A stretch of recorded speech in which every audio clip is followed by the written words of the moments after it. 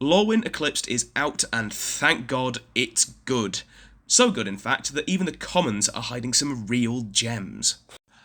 Bogslither's Embrace is a 2-mana black sorcery which has an extra cost to either Blight 1 or pay 3 that exiles target creature. Incredibly simple, but deceptively powerful. After all, at the end of the day, this is a 2-mana exile spell in black, which definitely isn't nothing. Surprisingly, black doesn't really have many unconditional 2-mana or less exile spells, and those that it does have usually have quite steep costs. Bogslither's closest cousins are cards like Worthy Cost and Final Vengeance, and comparing them all to each other, Bogslither looks like a bit of a downgrade, right? After all, it's 2 mana and not 1, it only hits creatures, and it also has the same downside of being sorcery speed. However, what makes me value Bogslither over the others is simple. Flexibility. See, pretty much all of the cards that have a similar effect to this require you to sacrifice a creature, which, while often somewhat beneficial in black, does still always require you to go down in board presence, which can make for nasty lose-lose situations when staring down an opponent's lethal board. With Bogslither, on the other hand, the Blight only spreads a single -1/-1 counter around, and that is significantly less restrictive. For example, this card goes wonderfully in black-inclusive +1/+1 counter decks.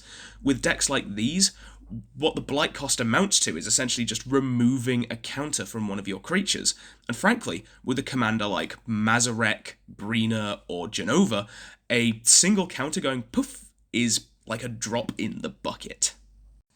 Similarly, on the flip side of that coin, the -1/-1 counters decks love this card.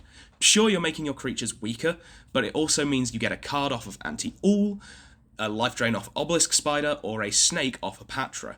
It fuels up other cards that use -- counters as a resource as well, like Carnifex Demon, Dawnhand Dissident, and Reaping Willow. And then on top of all that, it also slots nicely into Aristocrats, the archetype where these cards usually make their home. And even here I think the Blight has a distinct advantage over straight sacrifice.